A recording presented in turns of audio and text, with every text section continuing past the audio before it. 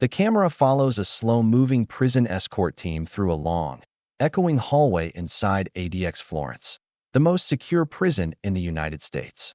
For years, this hallway has held a secret. At the very end of it, behind a steel door that almost never opened, lived a man many officers only whispered about. A man they said could never be trusted. A man the prison system kept so isolated that some guards spent decades working there without ever seeing his face. But today, for the first time in decades, that steel door is unlocked. And as the officers step inside, the world's quietest cell reveals its final truth. The story of Thomas Silverstein, often called America's most isolated prisoner. Why was one man kept apart from the entire prison population for nearly 40 years? What happened inside these walls that made the government believe there was no other choice? Thomas Silverstein's final cell was different from most. It wasn't just secure, it was designed to keep him completely alone. He ate alone. He exercised alone. He lived in silence so deep that some former staff say they could walk past his door and forget a human being was even inside. For decades, this single cell became his entire world. A world built from concrete, steel, and the echoes of a life that took a dangerous turn long before ADX ever existed. But Silverstein wasn't always America's most isolated prisoner. Once, he was just a kid from California. A boy growing up in a home full of conflict and confusion. A boy who felt invisible long before the prison system made him that way. As a teenager, he drifted into petty crimes. Not because he wanted to be a criminal, but because trouble was the only path he really understood. Every mistake pushed him a little closer to the life that was waiting for him. And by the time he entered the federal prison system, the world he stepped into was far more dangerous than anything he had seen outside. Inside, alliances weren't optional, they were survival. Prison gangs ran entire blocks. Lines were drawn by race, power, and reputation. And if you didn't pick a side, you didn't last long. Silverstein chose a side, the Aryan Brotherhood, a white supremacist prison gang. And once he did, there was no turning back. He didn't know it yet, but the choices he made inside those prison walls would push him into a storm he could never escape. A storm that would follow him into total isolation and keep him there for decades. The next chapter begins with the moment that changed everything. The moment the federal prison system decided that Thomas Silverstein should never again live around other people. After entering the federal prison system in the late 1970s, Thomas Silverstein quickly learned that surviving inside meant choosing sides. And the side he chose, the Aryan Brotherhood, came with enemies, expectations, and a kind of loyalty that demanded everything. At first, Silverstein wasn't a major figure. He was young, quiet, and mostly kept to himself. But the Brotherhood didn't care about personality. They cared about usefulness. And soon, Silverstein found himself pulled deeper into the gang world than he ever expected. Life inside USP Marion, one of the toughest prisons in the country, was constantly tense. Fights could break out over a look, a word, or nothing at all. Every day was a test of strength and reputation. But in 1983, something happened that would seal Silverstein's fate forever.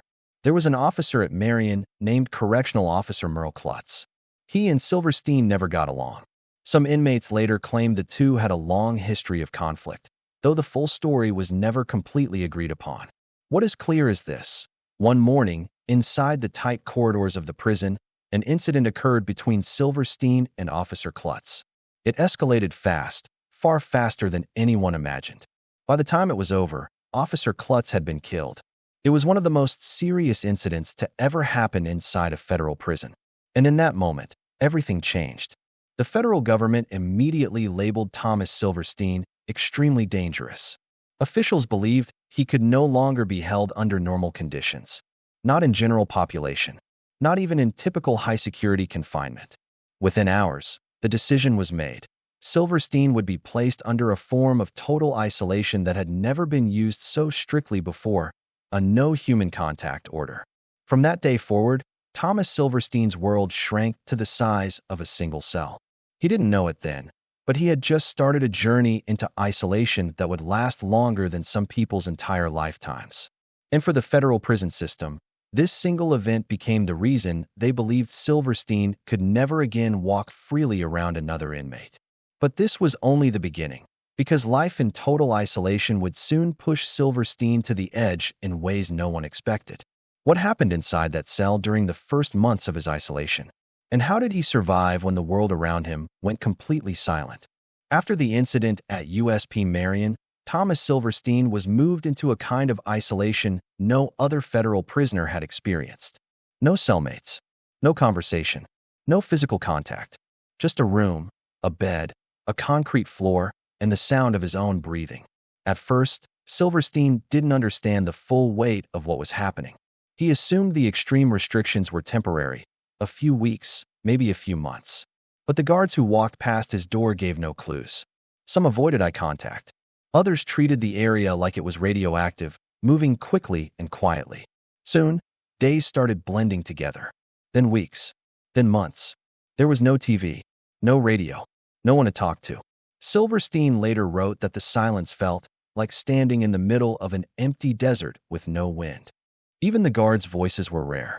They spoke through closed doors, short commands, or brief instructions. And because he was under no human contact, even medical checks happened with barriers between them. Yet something unexpected happened in those first months. Silverstein didn't fall apart. He adapted. He created routines, push-ups, pacing, counting steps across the cell. He wrote letters to anyone who would accept them. He sketched drawings to calm his mind. And through these small routines, Silverstein began developing a level of mental endurance that surprised even the officers assigned to monitor him. But the prison system wasn't easing up. In fact, they were preparing for something bigger, a more permanent solution to isolate him for years to come. Because by the time the early 2000s arrived, the federal government was finishing construction on a prison with a terrifying reputation, ADX Florence, the most secure supermax in America. A place designed to control some of the most violent and unpredictable inmates in the country. A place where silence wasn't a punishment, it was a built-in system. Silverstein's name was on their list. And when he finally arrived, the conditions of his confinement became even more controlled. Doors thicker, routines stricter, and contact nearly impossible. But what happened on the first night he arrived at ADX became a turning point. Not just for Silverstein, but for the prison staff who had heard about him for decades. Because that night, something occurred that none of them expected. A moment that showed everyone, including Silverstein himself, that true isolation had only just begun. When Thomas Silverstein arrived at ADX Florence, everything felt different. Even for someone who had lived alone for years, this new place felt colder, tighter, heavier. His new cell was built like a bunker. Thick concrete walls, a solid steel door, a tiny window that barely showed the sky.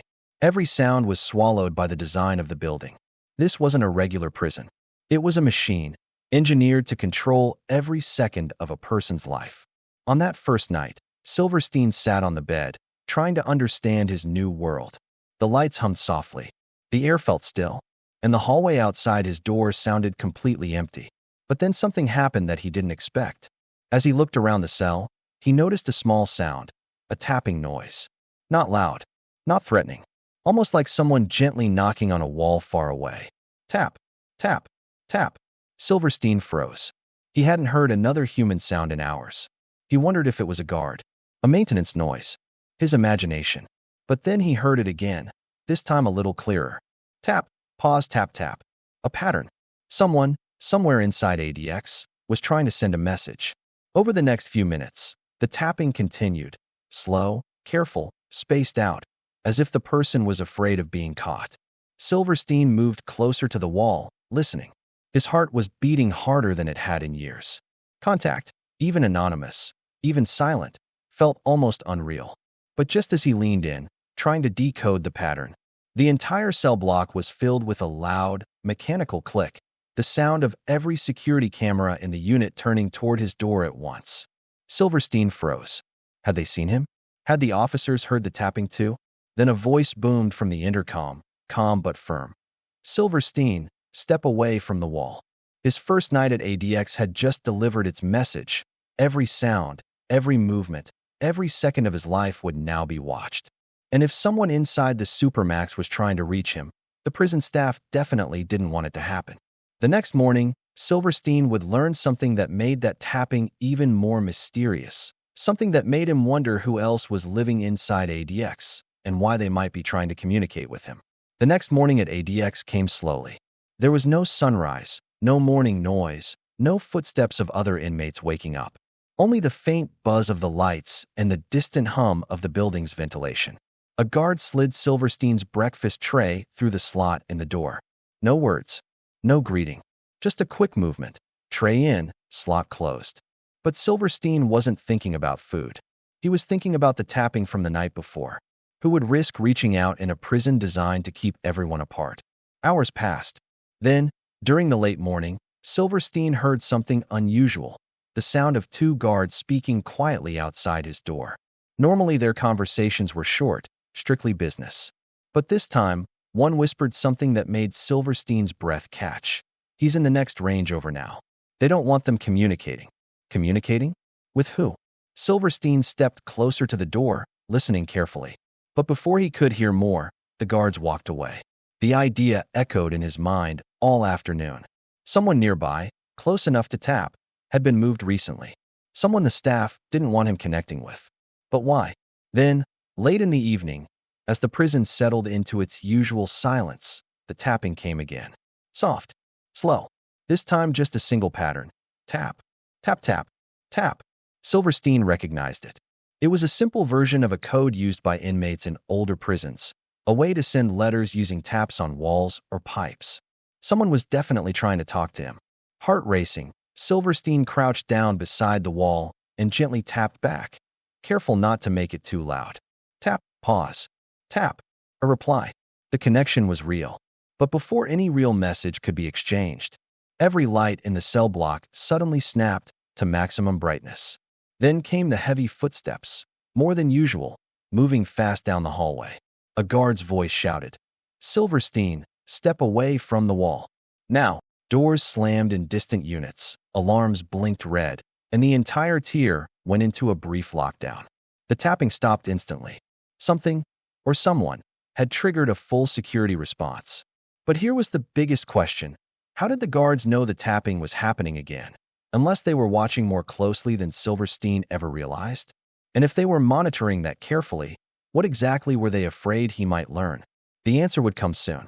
Because the next morning, ADX staff delivered a message to Silverstein that would change the course of his entire time in the Supermax. And it wasn't a warning. It was a decision. A decision that would reshape the rest of his life inside those walls. The morning after the tapping incident, the hallway outside Silverstein's cell felt different. Quieter, tighter, almost like the officers were waiting for something. Silverstein sat on the edge of his bed, watching the bottom of his door the way a prisoner reads weather signs. And then he saw them, two pairs of boots stopping directly in front of his cell. Seconds later, the small food slot opened, but this time there was no tray. Instead, an officer slid a sealed document through the opening. "Read it," he said. Nothing more. Silverstein picked up the envelope slowly. His name was printed on the front, but the stamp at the top caught his eye. FBOP, Special Security Review. He opened it. Inside was a short, official notice explaining a decision made by senior officials in Washington, D.C. According to the paperwork, Thomas Silverstein was now placed under an extended, administrative maximum isolation order. This wasn't just normal solitude. This was a formal, long-term decision, meaning even less movement, even fewer privileges, even stricter surveillance, zero communication with other inmates. Tap codes included. Silverstein would now be monitored more closely than before. Every sound, every movement, every attempt at communication. It was basically the government saying, no more mistakes, no more risks. Silverstein stared at the paper for a long moment. He had already lived years in near total silence, but this was different. This was the system locking the door tighter, permanently. After the officers walked away, Silverstein folded the notice and placed it on the edge of his bed. For a moment, the cell felt heavier than usual. But just as he started to process the new reality, something happened that made the decision even more confusing. A faint sound slid through the air vents, not tapping this time, but a voice, soft, barely audible, almost like a whisper drifting from somewhere deep inside the vents. It said only one thing. "They moved me, but I'm still here." Silverstein froze. He wasn't imagining it. Someone really was trying to reach him, even after the lockdown, even after the new restrictions. But how?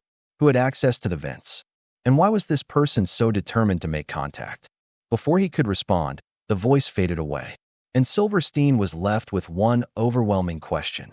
If ADX was designed to stop inmates from communicating, how was this person getting through?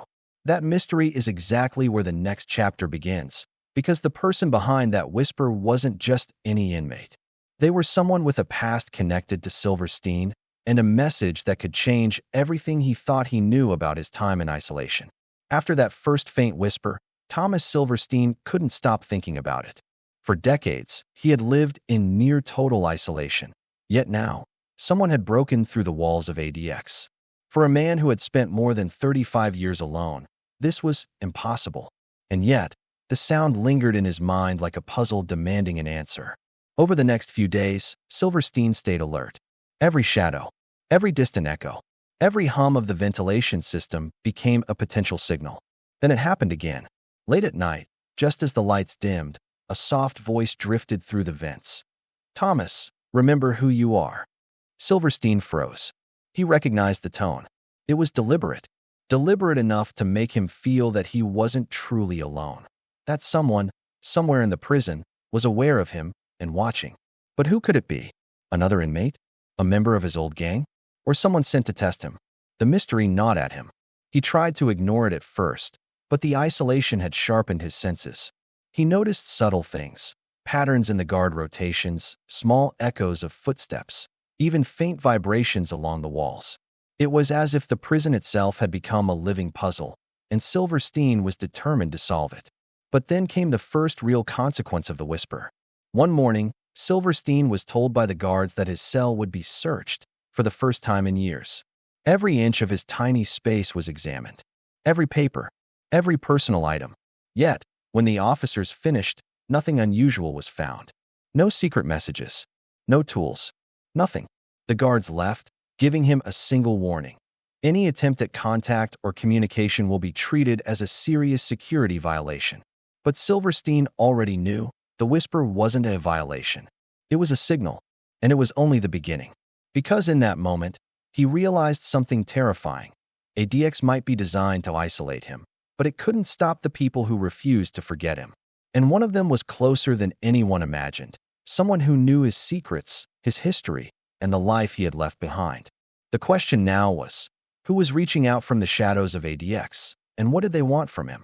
That's where the next chapter begins, a chapter that will reveal a connection Silverstein hadn't expected, and a choice that would define the rest of his life in isolation. For weeks, the whispers continued, always soft, always fleeting, never directly visible. Yet Silverstein began noticing subtle patterns. A tray left slightly out of place, a guard pausing longer than usual at a distant door, even the faintest scratch on the floor that seemed intentional. Someone inside ADX was trying to communicate with him, deliberately, carefully, without being caught. It wasn't a gang. It wasn't a threat. It was something else, an ally in the shadows. One night, after the last official rounds, Silverstein tried something daring. He tapped back in the vent, using the same code he had seen in old prisons. It was risky. Any mistake could trigger lockdown or worse. Tap, pause, tap, tap. A reply came almost immediately. It was brief, but unmistakable. "Trust no one but me." Silverstein's pulse quickened. The voice was familiar, yet anonymous, like someone he had known long ago, someone with knowledge of his past life. It was a warning, yes, but also an offer, a connection, a way out of the crushing loneliness of ADX. The next day, Silverstein was restless. He replayed the brief message over and over in his mind. Who was this person? Was it a former inmate, moved secretly into the facility? Or someone in the staff quietly defying orders? That night, the whisper returned, closer, more urgent. "Follow the rhythm. I'll guide you."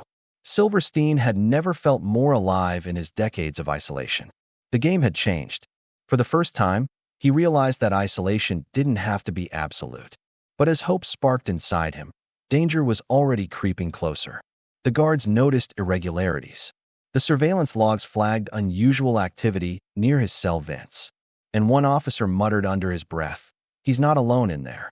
Something's happening we're not seeing." The walls that had protected ADX's security for decades were being tested, and the question was, would the invisible ally help Silverstein survive, or would this contact finally trigger the consequences he had spent decades avoiding? The answer would come in the next chapter, a moment that would push him to the edge of his confinement and force him to make a choice that could change the rest of his life. Days turned into weeks, and Silverstein became more attuned to the subtle signals of his unseen ally. Every tap, every whisper, every slight shift in the cell block's routine was a message, a lifeline in the endless silence of ADX. But the prison staff were also paying closer attention than ever. Cameras scanned his cell constantly. Guards monitored the vents and every inch of the corridor. Every move Silverstein made was being logged. One night, Silverstein noticed something different. The tapping came faster, almost urgent. He crouched close to the wall and responded carefully, trying not to alert the guards. Tap, tap, pause, tap, tap, tap. The message was clear this time. Tonight is the chance. Silverstein's mind raced. A chance for what? Freedom? A message? Or something far more dangerous? He couldn't know, but the tension inside the cell was unbearable. Every sound felt amplified. Every shadow outside his small window seemed alive. Even the air in the tiny room felt heavy, thick with anticipation. And then it happened. A sudden loud clang echoed through the corridor. A guard shouted in the distance. Alarms blinked red. Lights flashed in a sequence Silverstein had never seen before. The tapping had triggered something, or someone had deliberately risked detection. And now the prison was on high alert. Silverstein crouched against the wall, heart pounding. The allies' presence, the coded messages, the risk, all of it was real. And in that instant, he realized he was no longer just surviving isolation. He was part of a dangerous game. One wrong move, and decades of solitary confinement, careful routines, and silent survival could end in disaster. Yet, if he ignored the message, he would also miss the one chance to connect, to act, to change the course of his life inside ADX. And so, the question hung in the air like the thick walls around him. Would Thomas Silverstein take the risk, or remain a ghost in the world's most secure prison? The corridor lights of ADX Florence flickered in a dull rhythm. Thomas Silverstein pressed his ear against the wall. The tapping, rapid, urgent, came again, now. For the first time in decades, Silverstein felt the weight of a choice pressing down on him. He could ignore it and stay in the silence he knew so well. Or he could respond, take a risk, and step into the unknown, a world of consequences he had spent years avoiding. His hand hovered near the wall. Every instinct screamed caution. Every muscle tensed, ready to react. Then, slowly, he tapped back. Tap, tap, tap, tap. It was deliberate, controlled, a signal that said, I'm ready. For a brief moment, the endless isolation felt less suffocating. Silverstein realized he was no longer completely alone. Someone had reached him, human to human, despite the fortress around him. But outside, the alarms kept blinking. The guards were watching closer than ever. Every step, every sound could end in punishment, or worse. In that instant, Silverstein understood the truth of his life. Isolation could never fully contain the human mind. Even in the world's most secure prison, connection could find a way, if you were willing to risk everything. And with that, the story pauses, because Silverstein's journey, the messages, and the mysteries of ADX don't end here. If you made it this far, you're officially part of the story. Before you disappear into another video, do this. Smash that like button. Subscribe for more true crime mysteries. Comment below, what would you do if you were trapped in a cell like Silverstein's? The next chapter is waiting, and trust me, you don't want to miss what happens behind the walls of ADX Florence.